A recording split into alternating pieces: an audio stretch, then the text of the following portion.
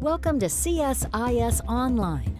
The way we bring you events is changing, but we'll still present live analysis and award-winning digital media from our Dracopolis Ideas Lab. All on your time, live or on demand. This is CSIS Online.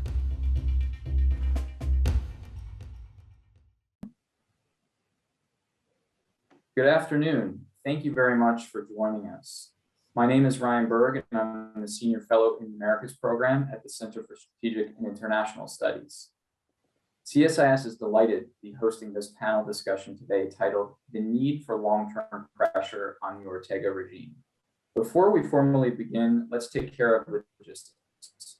We will have simultaneous interpretation in Spanish. At the bottom of your Zoom screen, please click the globe button that says Interpretation, and then select the language of your preference. Ahora en español. Tendremos interpretación simultánea para la audiencia hispanohablante. Para escuchar el evento en español, por favor, haga clic sobre el icono del globo que encontrará en su pantalla y que dice Interpretación, y elija Español. This is a 60-minute event. The last 15 to 20 minutes will be dedicated to questions from the public. You can submit a question by clicking on the Ask Live Questions button on the event webpage. Again, good afternoon, everyone. Let me set the scene in Nicaragua for our viewers. The president of Nicaragua, Daniel Ortega, a self-proclaimed revolutionary, led a movement that felled the Somoza dictatorship and replaced it with another one, this time led by him and his wife, First Lady and Vice President Rosario Murillo. Ortega has not only overstayed term limits set forth in Nicaragua's constitution, but consolidated complete executive control over the institutions of state. There exists no rule of law in Nicaragua, and the OAS Commission on Nicaragua reports a high level of executive influence over the judiciary.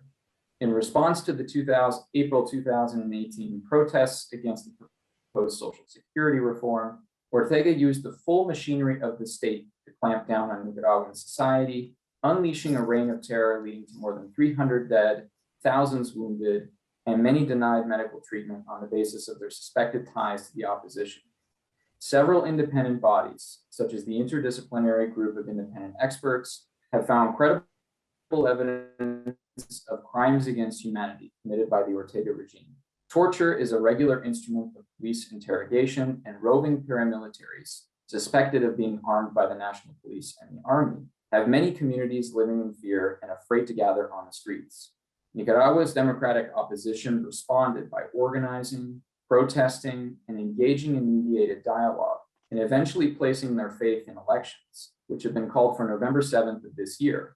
The US and the international community have responded with a campaign of sanctions and diplomatic pressure to ensure space for political organizing and concessions from the Ortega regime for freer, fairer, and more transparent and internationally observed elections. But what kind of elections will these be? Can we actually call these proper elections given the current police state that exists in Nicaragua?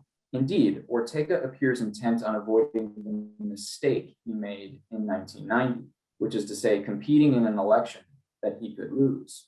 Ortega maintains control of the Supreme Electoral Council and forced through the appointment of sanctioned individuals, having rejected OAS resolutions and calls from the international community for specific electoral reforms. Starting in the fall of 2020, the pliant Sandinista-led National Assembly passed a slew of legislation, tilting the playing field even further away from Nicaragua's opposition, demonstrating yet again that election theft happens not only on the day of the election, but months and even years in advance. 3 pieces of legislation bear mentioning in these opening remarks: the so-called Foreign Agents Law and your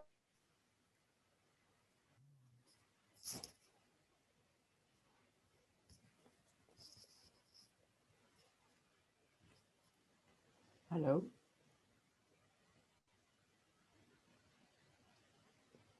ambiguous criminal offenses that are incompatible with the freedom of expression, a fundamental pillar of democratic society, especially during election season. And third, a so-called law on the defense of the rights of the people, prohibits those who demand or encourage the imposition of pressure and sanctions on Nicaragua from competing in elections. Now, leveraging these newfangled tools, Daniel Ortega is cracking down on Nicaragua's opposition. The last 2.5 months have witnessed unprecedented levels of repression. And in what has been dubbed the month of the long knives, Ortega arrested several dozen opposition figures, including leading presidential pre-candidates, activists, leading members of the private sector, and even former revolutionaries in the Sandinista movement and erstwhile friends who had dared to criticize his government.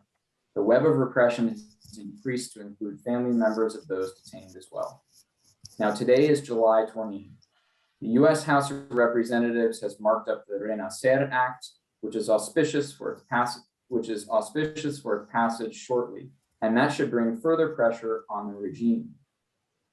However, we are fast approaching August 2nd, next Monday, the last day on which presidential candidates can register their intent to run.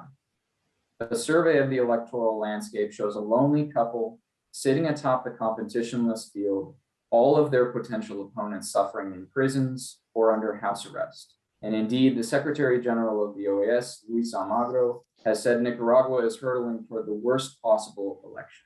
Is there any chance at this point, mere months from elections, that they will be free and fair? If Ortega steals another election in November, what are the consequences, both for Nicaraguans and the region? Are Nicaraguans stuck with Ortega for another 5 years? And are there long-term forms of pressure that the US and the international community can bring to bear on Ortega well after any election in November if he remains?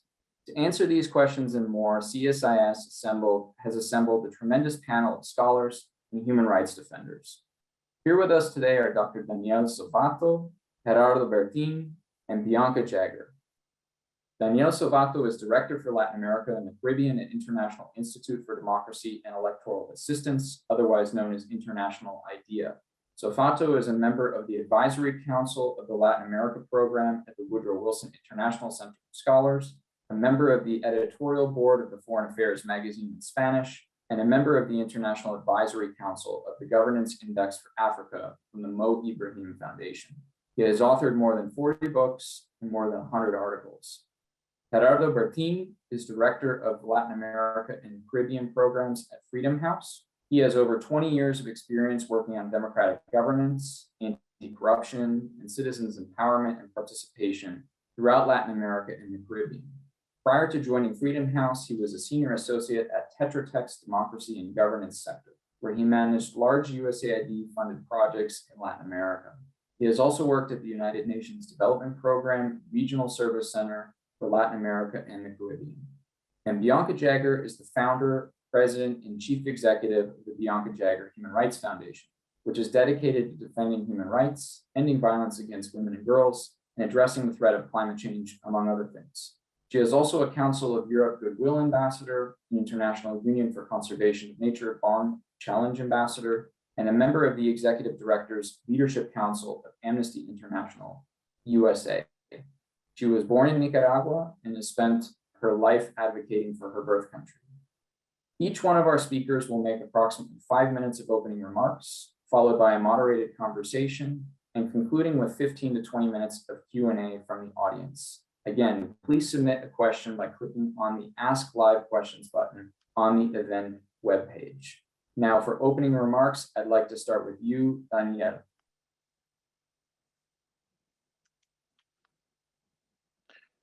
Muchísimas gracias por esta invitación al Thank Centro you very de much for this invitation for the Center of Strategic and International Studies. Many thanks to Ryan and Margarita. It's a pleasure to be able to share this panel with Bianca and with Gerardo.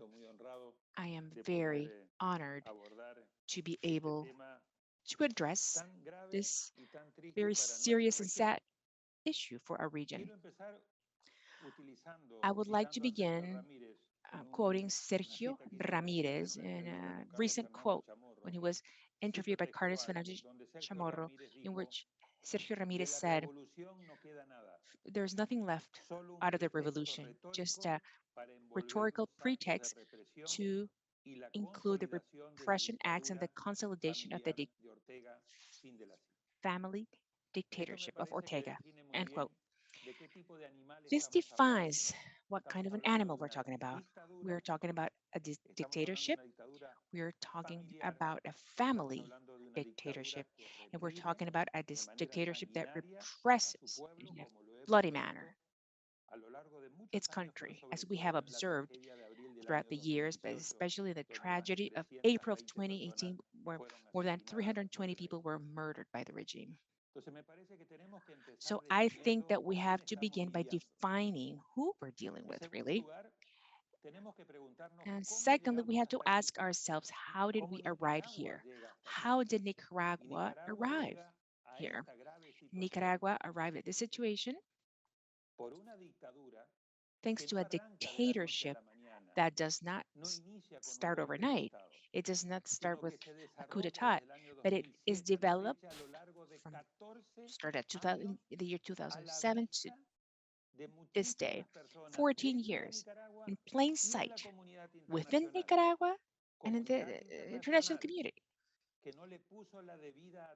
So the international community did not pay proper attention due to its incompetence, because they were underestimating Ortega, because they were not being careful. The Ortega regime always hid behind Venezuela's crisis that obviously requires attention and Cuba's crisis, but always trying to go unnoticed as much as possible while he built up this dictatorship. And thirdly, we have to ask ourselves, why has Ortega been able to consolidate this family dictatorship? We have to take into account that there are two countries in the world, according to the data we have from Idea Internacional, from Venezuela and Nicaragua, after the dictatorship was completed from dictatorship to democracy. In 20 years, they went back full circle perfectly from democracy to a dictatorial system in 20 years only in both cases. So we have to ask ourselves, how did Ortega, who went back to power, how was he able to achieve little by little, with the support of many national actors within Nicaragua? And let's pay attention to the following. This was the business sector. They given sweet money, and they businessmen were able to make money, and Ortega took care of politics. You know, Somoza's old formula: you take care of business, and I take care of politics. I'm not talking about all of them. One of them talked about COSEP, which apparently, without consulting members of COSEP, the president of COSEP issued a statement inviting the participation in these elections. So the responsibility rests within some actors within Nicaragua. It rests with Latin America, international actors. Uh, Latin America is more fragmented and more divided, and there it is not committed to democracy as they should be. And we have to ask ourselves if these actions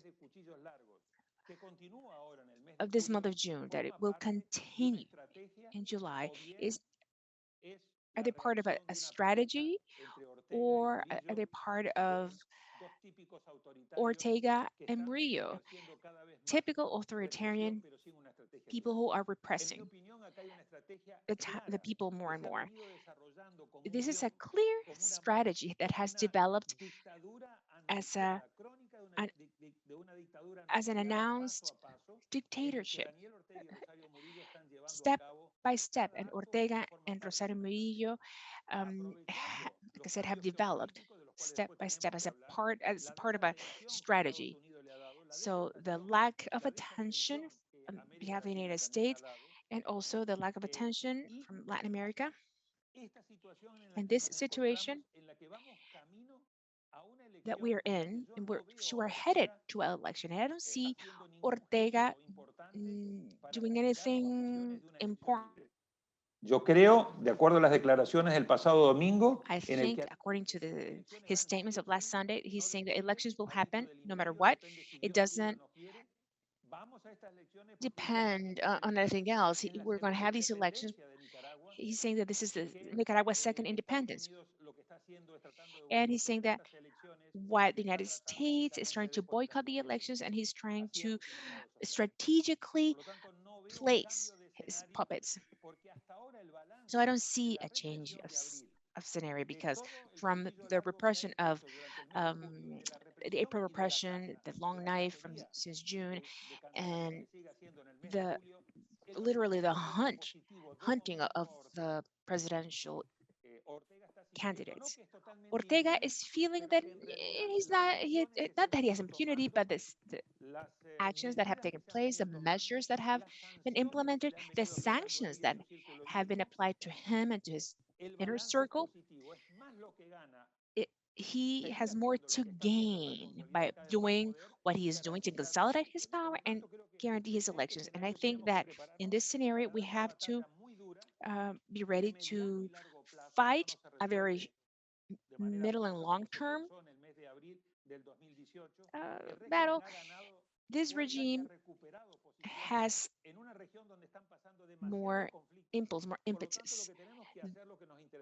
So those of us who care about Nicaragua, we have to think about how do we reposition the issue of Nicaragua in the regional agenda.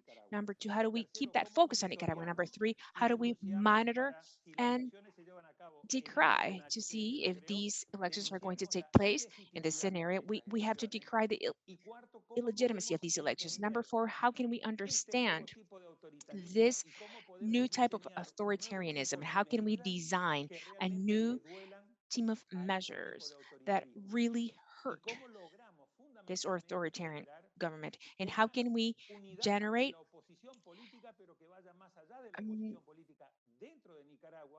political opposition, but beyond Nicaragua, which is articulated with an international coalition, United States, Canada, the European Union, Latin America?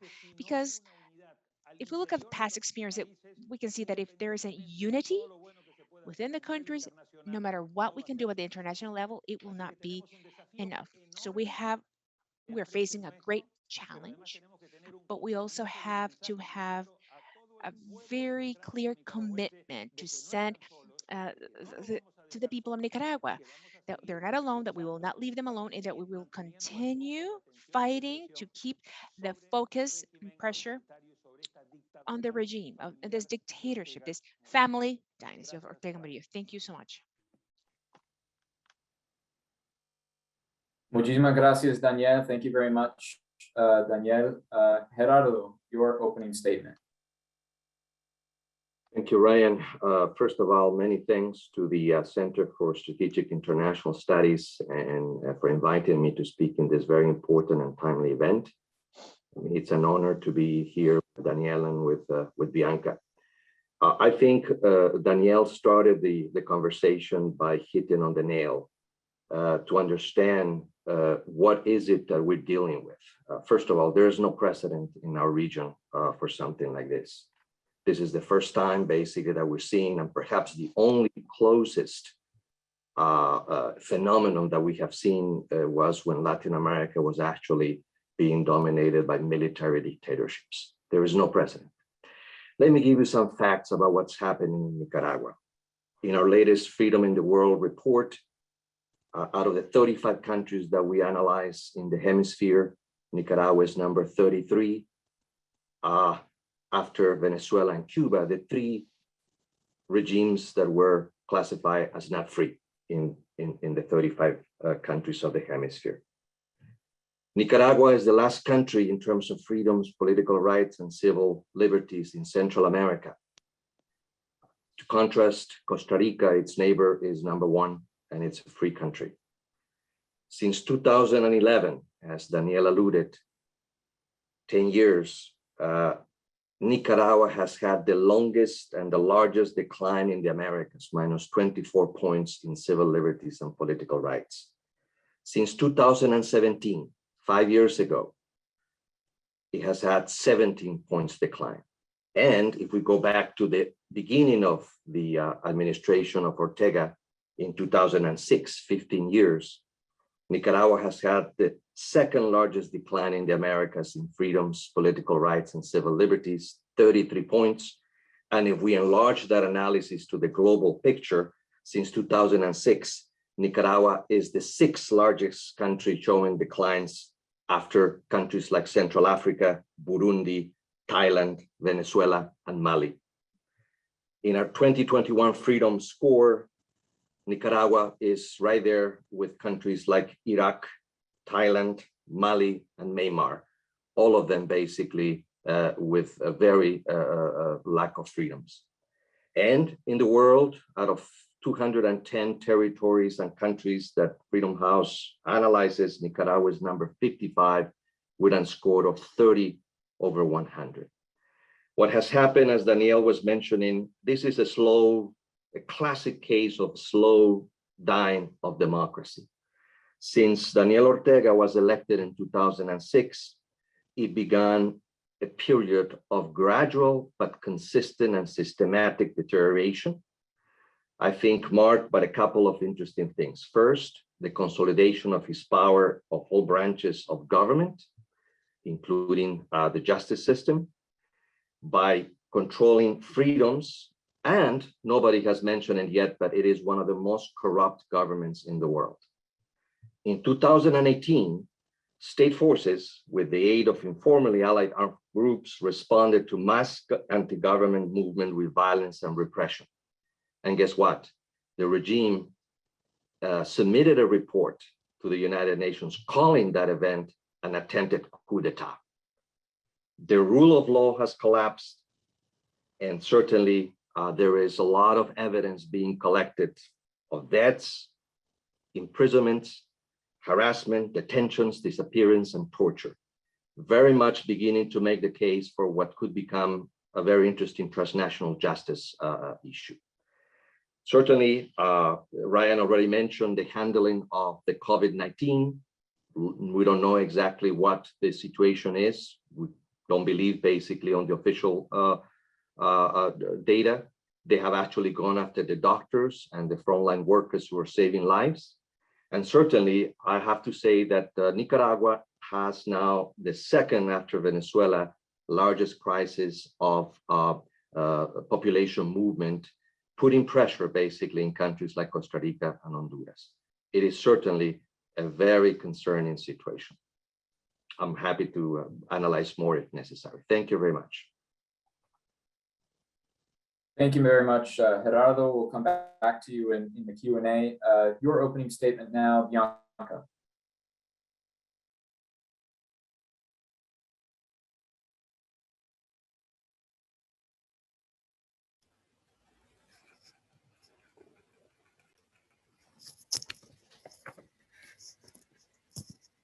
Thank you. I would first like to thank the Center for Strategic and International Studies for inviting me to this event. And a special thanks to Ryan Berg for organizing this forum and to Margarita. It is a pleasure and a privilege to share this panel with such an outstanding expert as Gerardo and Daniel. I also like to thank to all of those who are attending. And I hope that this will not be just another academic discussion. The people of Nicaragua are victims of Daniel Ortega's brutal repression, and urgent actions is needed now. We have a state of terror in Nicaragua.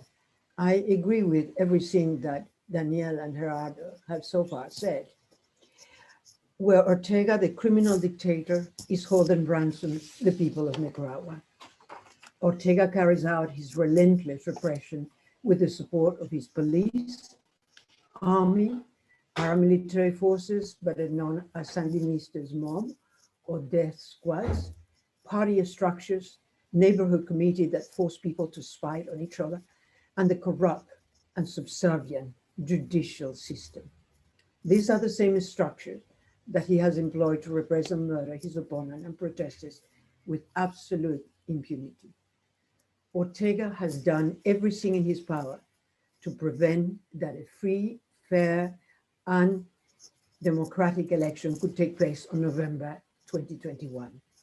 His brutal repression dramatically increased at the end of May, when his regime began an unprecedented crusade to wipe out all credible opposition. And I mean what I'm saying, because you see, every day when I go to bed, I have to watch and look at on social media who is the next person that they will put in jail.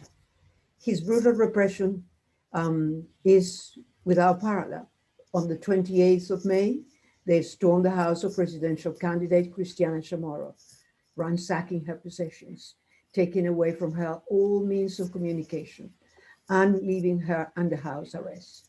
Since then, they have kidnapped presidential candidates, political opposition, taking away, and putting in jail everybody they can. They have political oppositions, poor farmers, campesinos, and students, leaders, and members of the private sector. Just yesterday, former Foreign Minister Francisco Aguirre was detained and orders were issued to capture Berta and Victoria, the wives of abducted presidential candidates Felix Maradiaga and Juan Sebastián Chamorro. What is the crime?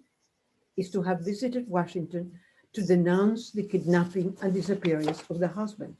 I testified before the London's Human Rights Commission with them. This brings the number of political prisoners, including presidential candidates, close to 150. Just 4 days ago, on the 24th of July, another potential presidential candidate and leading journalists were forced to house arrest. And on the 26th of July, another political leader, Jose Antonio Peraza, was violently abducted. Up to now, there are 7 presidential candidates abducted and held hostages or under house of arrest: Juan Sebastián Chamorro, Cristiana Chamorro, Arturo Cruz, Medardo Mairena, Felix Maradiaga, Miguel Mora, and now Noel Vidaurre.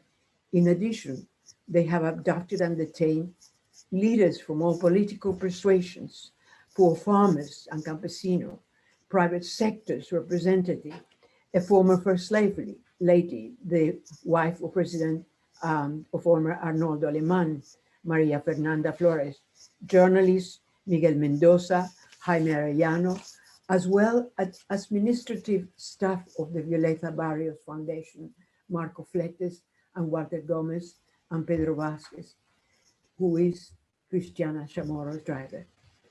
But what I like to say is that at the moment, I live in England, I get phone calls from people who are trying to escape or who are ready because they know they will be persecuted.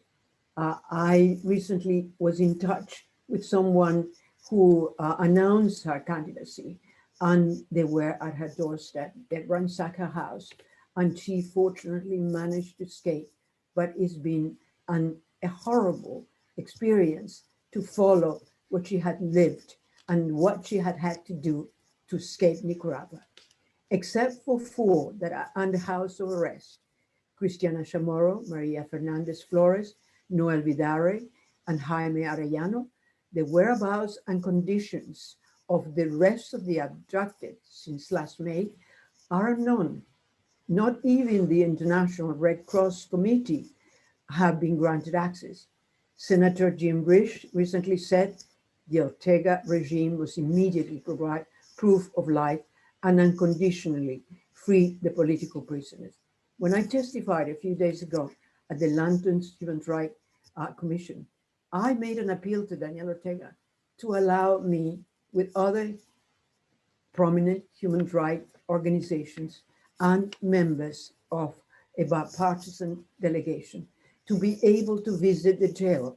And one of the reasons why I did that is that in July of 1979, I appealed to Somoza to allow me to visit the jails with the Nicaraguan Red Cross, and he reluctantly left me. But of course, Daniel Ortega is worse. He will not even allow lawyers, humanitarian assistant, medical assistant, and even the Red Cross is not allowed to visit them. According to a prominent human rights defender in Nicaragua, whose name I will not mention for her own safety, somebody for who I have a tremendous respect, the regime is making use of its judicial system as its main reprisal instrument against the population. People are being abducted, and the only explanation for these actions by the regime are found in the prosecutor's office press releases, which vaguely make reference to the recently enacted repressive laws. Lawyers of the abducted and detained do not have access to their files and have not means to defend their clients. The regime is making use of its recently enacted law 1060, whereby people can be held for up to 90 days for investigation. Nicaragua is living in a state of terror. Anyone that opposes the regime needs to be prepared to be abducted at any moment and ready to abandon the country in search of safety. She said much more and more terrifying things, which I will leave out from here. These kidnappings and detentions are part of a Machiavellian strategy conceived by Daniel Ortega and Rosario Murillo to prevent a free, fair, and democratic election. They include enacting a series of spurious law, the Foreign Agent Law 1040, otherwise known as the Putin Law, because Putin introduced a similar law in Russia that seeks to identify and register any person or legal entity that receive funds from international donors. They can accuse their opponents of engaging in money laundering if they have received financial aid from foreign sources, as they did with Cristiana Chamorro, the cybercrime special law enacted to control social media. But the most brandished law against opponents is Law 1055, known as sovereignty law, which sanctions as traitors anyone for inciting foreign interference or for requesting sanctions against Nicaragua. The 1060 law provides the authorization to detain people for up to 90 days without due process, when before there was only 48 hours. The recent repressive measures constitute a final blow to the Ortega regime to any hope of having a free, fair, and democratic election. He has completely delegitimized the November electoral process. Daniel Ortega has robbed the people of Nicaragua of a golden opportunity to democratically choose their leaders and begin to reconstruct the country based on democratic principles. Instead, he's holding nearly 150 political hostages as bargaining chips, probably to exchange for a bounty. In response to his Machiavellian plan, the international community must come up with a decisive response, proportional to Ortega's repression and the cry from the Nicaraguan people for help to be free. Statements of condemnation and resolutions are welcome, but are insufficient. Concrete action must be taken to make Ortega understand that the international community rejects his November election farce and demand: 1, freedom for all political prisoners, OAS to apply Article 21 of its democratic charter. Central American government sanctions the participation of the Ortega regime in the Central America integration system, SICA, which fundamental principles call for all the countries to uphold democracy, free and fair elections, and respect for human rights. Scrutinize all fundings from the Central American Bank for Economic Integration, CABE, the NICA Act to be fully implemented, and what I hope is happening as we speak, the Renaissance Act promptly approved. Further US and EU individual sanctions should be stepped up. An adoption of trade sanctions, which are under discussion, such as CAFTA and the association agreement with the EU. The Ortega family and the regime corrupts inner circle, including the military hidden funds in international safe havens need to be identified and cease. Concrete steps by the international community are needed. And the principal one is to declare that under the present conditions, the November 7, 2021 election are impossible and should be declared illegitimate. We all know that at this stage, the election rules cannot be altered. We all know that Ortega will not release all the political prisoners, including the presidential candidates and opposition's leaders from jail in time to allow them to register, organize, and run. We all know that he will not restore the legal status of two opposition parties that he canceled. And certainly, we all know that he will not allow the hundreds of thousands of exiles safely back to the country. We all know that there is no way that on the 2nd of August, with only 5 days left under the electoral calendar, all the opposition candidates, including presidential, will have registered to run for the election. Let's be honest for once and face the undisputable fact that the mortal wounds that Ortega inflicted to the electoral process cannot be reversed at this stage. Daniel Ortega has failed to comply with OAS resolution and needs to postpone the November election and establish a 6-month period to hold transparent, free, fair, and democratic election. If he goes ahead with a sham and another fraudulent election, the international community must declare his regime illegitimate. Thank you very much. Thank you very much, Bianca, for that opening statement, which really went deep into the policy angle here. Daniel, I was going to go to you and ask about the logic of repression here, but you mentioned that in your opening statement. You said you think that there's a very clear plan at play here. So I want to skip ahead because you've addressed the question I was going to ask you, and just ask you to look at policy options that the US and the international community has to deal with Ortega's increasing repression. Bianca gave us a whole list of possible policies. Give us a sense of how the US and the international community, mainly Canada and the EU, have responded to the crisis so far, what remains to be done, and what can we expect from the Renacer Act, which, as I understand, has passed just before we started this event.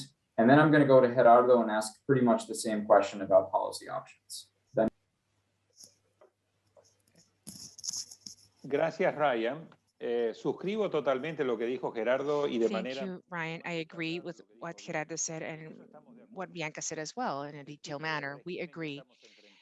The type of regime that we are facing, the repressive and bloody dictatorship. The issue is, what do we do?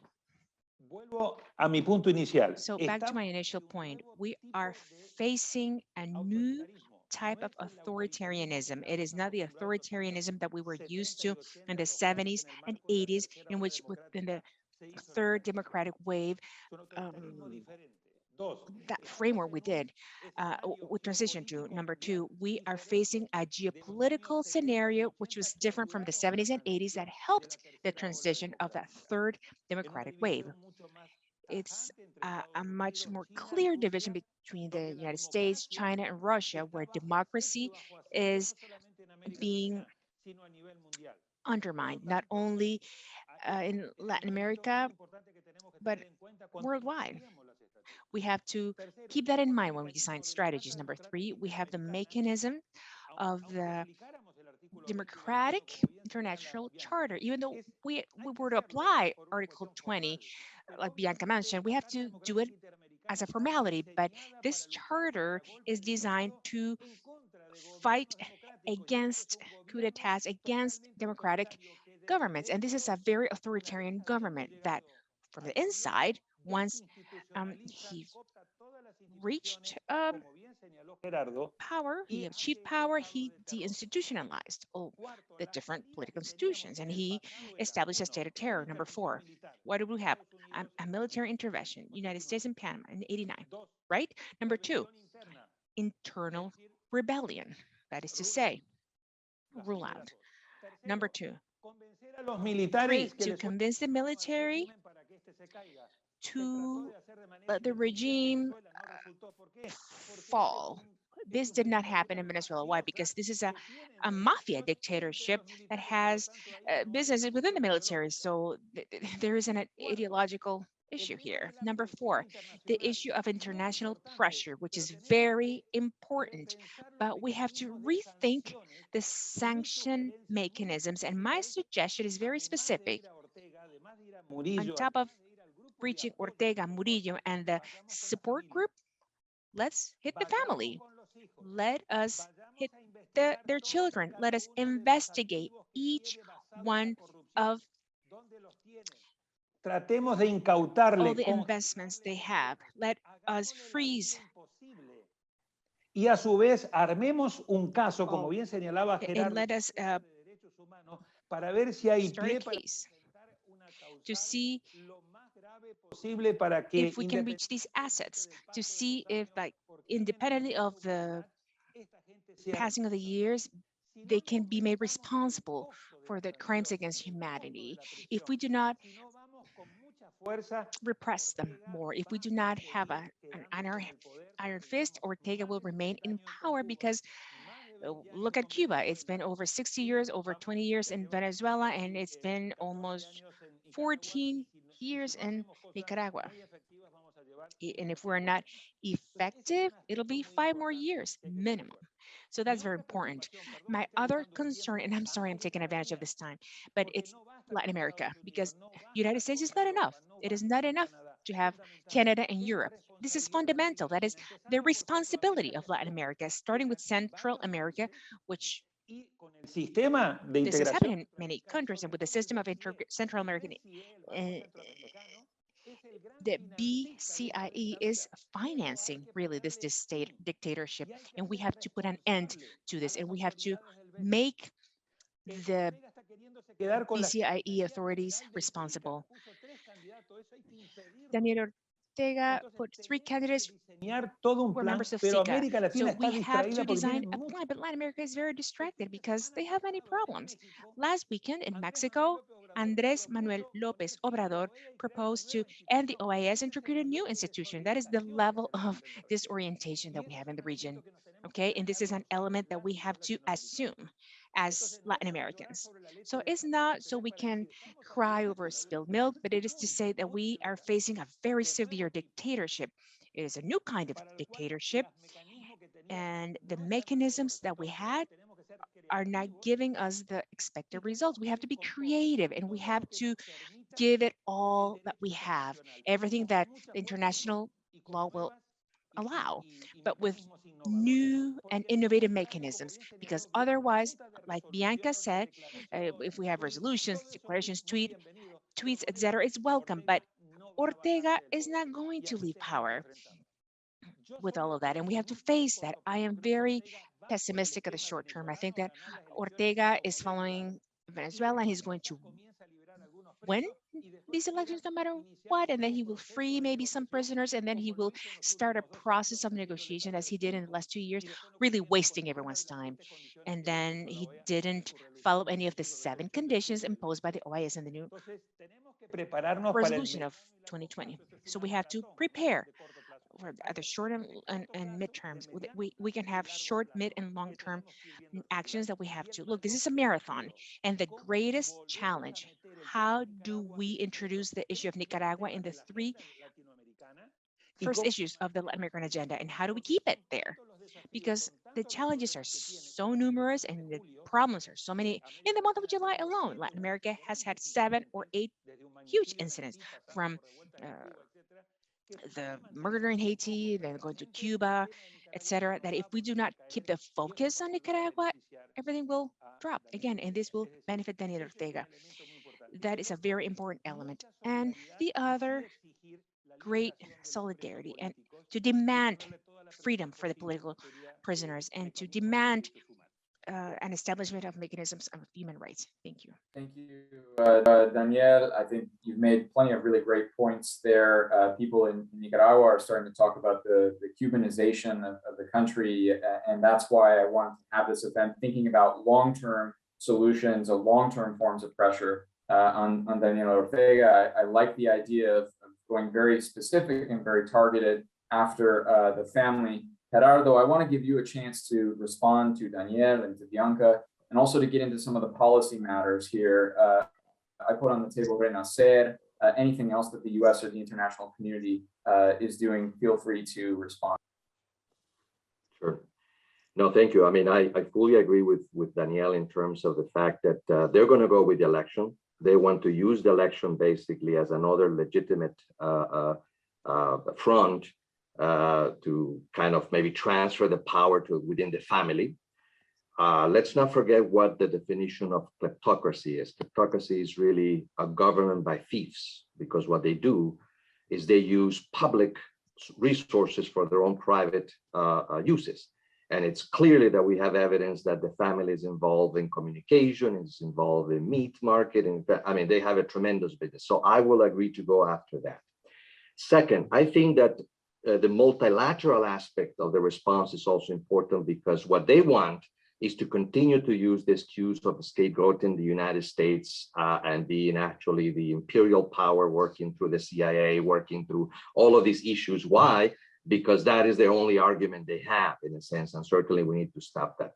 In addition to what Danielle has mentioned about the Central American Bank, I will add the other banking institutions, particularly the World Bank.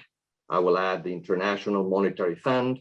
I will add the Inter-American Development Bank, which tend to kind of help the government individuals and not the people of Nicaragua. Also, we have another dimension that has been failing and caught us by surprise, which is the UN dimension. It is impressive to understand how the UN can accept a document, an official document of review on human rights with the language of the government, indicating that the insurrection of 2018 was a coup d'etat. It is impossible to believe that the UN Council of Human Rights actually would do that. But we shouldn't be surprised. Venezuela sits in it, Cuba sits in it, and the US pulled out. And now there is a re-engagement basically to utilize that. Certainly the Renacer law is an impressive law that has multiple points of entry, going after the corruption business, going after sanctions to the family, as Danielle was saying, also analyzing aspects of the CAFTA that will probably go after the government part of it, not the ones that benefit the people. And certainly the elephant in the room, which is the foreign intervention, the real foreign intervention in Nicaragua, which is taking place by the likes of Russia, China, and Iraq, and Iran, of course. And not least, let's be prepared to what will happen after a post-Ortega regime, which is a tremendous humanitarian crisis that will actually, unfortunately, hit the region. And we need to be prepared. I think we were all caught by surprise, including the United States. I mean, the previous administration, we have to agree, I mean, they didn't have a clear policy. Now we have a chance to act multilaterally, but we need to continue to put pressure, pressure, pressure. It works. Thank you, Gerardo. Both of you have mentioned the geopolitical dimension to this. So I want to go to Bianca and just ask you to very briefly comment on the geopolitical dimension. One thing that's been mentioned, and I'll give it even more specificity, is Nicaragua's relationship with Russia. We saw, and it's no coincidence, that on the 42nd anniversary of the Sandinista revolution, Daniel Ortega was celebrating the recent signing of cooperation deals between Nicaragua and the Russian Federation. And his foreign minister was in Russia. So how does Russia and how do other powers, how does the geopolitical angle to this factor into Ortega's ability to stay in power, to steal this election with impunity? And how do we think about this as a strategy in bringing in the geopolitical to our long-term? Nicaragua's deepening relationship with external state actors who adverse the United States is part of Daniel Ortega's international strategy. By favoring its political and military alliance with the Russian Federation, Daniel Ortega dreams of reviving the Cold War scenario of the 80s with the aim of protecting himself within a larger conflict, just as has happened during those years, and to cling to power while consolidating the current dictatorship and transitioning into a dynastic dictatorship. I think that we need to begin to address the issue of this intent of, I think, Daniel Ortega and Rosario Murillo of creating a dynastic dictatorship in Nicaragua. With Ortega's return in 2007, a new phase of Russian and Nicaraguan military ties resumed. In 2011, he purchased millions in military equipment. And we must understand that he has continued to buy weapons, important weapons, including weapons that, like the Dragunov, that he used in the shoot to kill policy to kill the protesters. And I can tell you that on the 30th of May, on International Mother's Day in Nicaragua, there was a huge march, probably one of the largest that we had in the country. And during that march, Daniel Ortega used what Amnesty International has reported as calling it a shoot to kill policy. And on that day, he killed 19 people and 185 people were wounded. What I said, at least 3 significant Russians compound exist in Managua, and regular exchange of military missions, regular military advisors, training, and joint maneuvers have been taking place every year. This has not gone unnoticed. Admiral Craig S. Fowler, commander of SOUTHCOM, on March of 2021, stated before the Senate Armed Services Committee that Managua maintains close ties with Moscow, whose security assistance to Nicaragua focuses on professional military education, donations, and the provisions of humanitarian assistance in a strategy to subjugate the Nicaraguan government and counter US regional goals. Ortega military strategy deepens the alteration of the reasonable balance of forces in Central America, which is fundamental part of the democratic security treaty signed by the Central American countries in 1995 and part of a regional commitment to peace, democracy, and human rights and free election consigned in the protocol of Tegucigalpa that formed SICA in 1991. The tanks and armored vehicles from Russia produce a crashing imbalance of the correlation of forces for this type of weaponry with respect to each of the 3 countries of the Northern Triangle, to 4 to 5 to 1 in favor of Ortega's army. I think it is very important for the Central American countries and for the countries throughout Latin America and the OAS to really focus on how Nicaragua can destabilize the whole region. The statement of the Minister of Defense of Russia on the request of the regime to provide more military aid coincides with the signing of the Intergovernmental Agreement on Collaboration in the Guarantee of International Computer Security, recently signed by the Ministry of Relations, Foreign Affairs of Russia and Nicaragua, in open defiance of the Renocel Law Initiative, which raises serious concerns about cooperation on telecommunications and satellite navigation between both countries. The GLONASS satellite station located in Managua represent the threat of a communication control and espionage base, both national and regional. Ortega is marching to even closer military ties with Russia.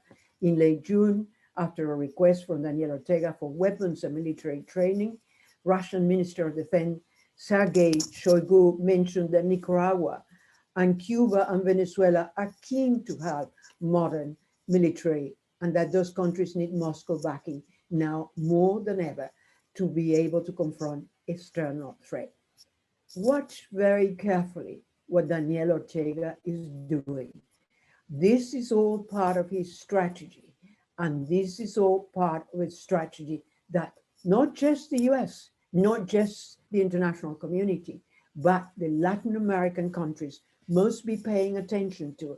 The international community, the Nicaraguan neighbors, and the United States cannot afford the consolidation of a new Cuba or a North Korea in the middle of the Americas. Daniel Ortega's effort to recreate a Cold War scenario is a threat to the regional stability of the region. Thank you, Bianca, for that answer on the geopolitics here. What I want to do is we're getting some questions coming in through the live chat and through the ask question feature.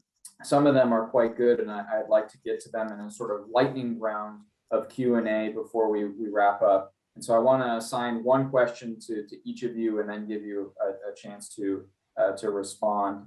And so Bianca, I just like, we've got one question that's come in about the level of attention that the U.S. has given to the situation in Nicaragua and whether it's appropriate to the challenge that the Ortega regime proposes. That's question number one. And question number two, I'd like to give to Gerardo, which is about applying the OAS Democratic Charter, specifically Articles 20 and 21. How does that happen? Is there a likelihood, in your opinion, that this could be used as a mechanism to either suspend or expel Nicaragua from the OAS? And Daniel, you mentioned very specifically sanctioning members of the family and going after the family and kleptocratic component of this regime. And we have a question that's come in about where's the money? Do we know where the money is? Do we know where some of the financial pressure points might be on the regime under one of the strategies that you laid out? So those are my rapid questions for a lightning round here. And I'd like to start with you, Bianca, and then go to Gerardo, and then finish with. Okay, with regards to the role that the US has played and the attention that it has played, well, let's be honest. The US has paid more attention to Nicaragua than certainly the OAS and Latin American countries have done until now, and more than the European Union. What is important, I think, is that the US continue to work in cooperation with the OAS, with the European Union, and with Canada as well. And it's important to recognize what has been done. I mean, all the applications of the Magnitsky Act. And you are talking about the family and sanctions to the family. Well, the US has already done that. There is much more than they need to do. They need to look at the DR CAFTA. They have been very reluctant. They need to look more carefully about the army, and they need to begin to look very carefully on the judicial system, because that is one of the tools that Daniel Ortega is using to repress the people, to put them in jail, to make them disappear, and to prevent them from participating on a free and fair election. So I thank those members that have been working on the NICA Act, on the Renaissance Act, and all of those members in the government, in the US government, who are pursuing. Yes, we would like to have more, but they have tried, and they are focusing on Nicaragua, even though we are not a country that has oil, or that they are interested in invading or in an occupation. So to a degree, I think that we Nicaraguans should be thankful for the attention we have gotten. Thank you, Bianca. Gerardo, I want to go to you about the OAS Democratic Charter question. We had one more sort of subpart to that question that I want to tack on here, which is the diplomatic illegitimacy angle through the OAS. Your thoughts on those two things, expulsion or suspension with Article 20 or 21, and declaring the elections illegitimate through the. Right. Certainly, those are very interesting tools. I think the constitutional alteration already has happened in Nicaragua, and it is the basis basically to start the application of Article 20 and 21. Unfortunately, it won't be enough. I think that it needs to have a combination of multilateral and bilateral pressures, because remember, from the perspective of the Ortega Murillo regime, the OAS is also illegitimate in a sense. You should have heard the speech that the ambassador gave when 26 countries voted in favor of a resolution. That tells you the level. And certainly to me, pressures are working because what has happened, as Daniel mentioned, in the month of June and July in Nicaragua, to me, is not really a sign of strength. I think quite to the contrary, it is a sign of weakness.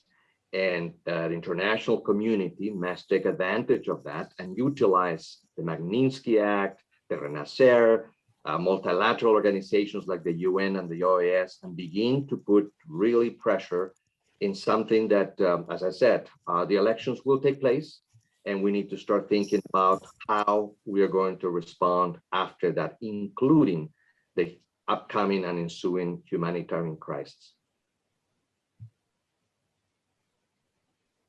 Thank you, Gerardo. And lastly, Daniel, the question about where are the finances of the Ortega Murillo regime, can we reach them as a strategy? Al ser un régimen autoritario pero mafioso, It being an authoritarian regime, but a mafioso regime, I think that we have to look at the best way of countering this type of regime. And I think that we have to see what we have learned from the fight against drug trafficking. The threat that if we catch you, we will extradite you to the United States. The threat that we are going to go after your money because we are going to take away another element, which is everything that you have accumulated, and we will make your life impossible. Make your life impossible and your family's life impossible. Bianca knows better than any of us, Nicaragua is a very small community. So that family, those children, those wives and husbands, and the children of the children are going to have to decide where they're going to go live. y entonces yo creo que aquí el tema es And I cómo van a think, seguir viviendo en su momento en Nicaragua. how are they going to keep living in Nicaragua? Where are they going to ask for asylum? We have to cut all the types of escapes that they might have, the escape routes, unless they go to Russia and China or another faraway country, we have to go after their assets. We have to create a very strong offensive like we did with drugs and terrorism. And we can do it only the United States, Canada, Europe, and Latin America has to help. They can do it very effectively. I coincide with the idea that United States is the one has done the most, but they have to do even more. What? What do I mean? They cannot look at Central America with a Northern Triangle. They have to look at the whole picture. Number two, in Nicaragua, there's a lack of credibility of what can the other countries do because the other countries are not doing well. The only anti-corruption prosecutor has been fired. In El Salvador, you have a very small person who is playing dictator, which is growing, who's growing. So not only the Northern Triangle is complicated, and I think this is a very important geopolitical issue. I think that the distraction that generated by Iraq, Afghanistan, etc., and now the great focus put on China, which the world leadership is played. I think that they underestimated Ortega. Now they have to establish very clear lines. What is happening with Russia is unacceptable. Russia is returning certain niceties to the United States, but this is unacceptable. And again, I want to talk about my region, Latin America, with the exception of some areas starting with Central America, South America, Mexico. I mean, in many cases, it's shameful. What Andrés Manuel López Obrador said about Cuba in the midst of its repression and not the no vote of the resolution of Argentina and Mexico in the OAS and the human rights defense, Latin America has to understand that if democracy, since it has been assassinated, by the way, I want to congratulate Margarita for this wonderful article published by the CSIS called "Did Ortega Just Kill Nicaragua's Democracy?" The answer is yes. Now, if we allow what was started by Chavez, and we allow it to consolidate Nicaragua, the future of democracy in Latin America will be very, very threatened. Too many things are at stake in Nicaragua, beyond Nicaragua. Like Bianca said and Gerardo said, there's a lot at stake for Latin America as a whole.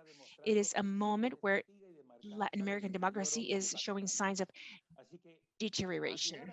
So we have to help Nicaragua, and that also means to help Central America and to help Latin America as a whole. And again, I would like to express my total and absolute solidarity with the families of the political prisoners and with the people of Nicaragua. And I want to send the message that they're not alone and that we will continue to fight to keep the pressure and the attention on Nicaragua. And we will continue to fight against this family dictatorship, repressive family, bloody family. It's a pleasure to have been able to share this panel with Bianca and with Gerardo. Thank you, Margarita and Ryan.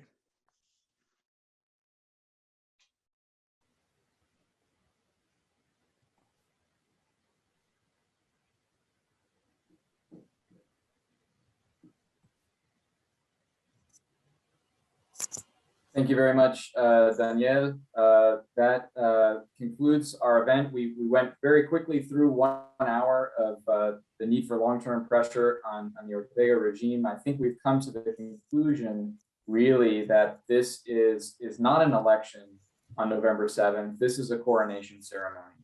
This is the very bitter reaffirmation of a dictatorship in Nicaragua, and we need to start thinking long-term beyond November 7th about how we put pressure on the Ortega regime in order to relent, in order to free political prisoners, and in order finally to return to democracy. But that this is a long-term project, I think that this event clearly established that fact. I want to thank all of our participants, Dr. Daniel Zovatto of International IDEA, Gerardo Ortega of Freedom House, and Bianca Jagger of the Bianca Jagger Human Rights Foundation. Thank you very much for participating in this event. Take care, everyone. A pleasure. Thank you.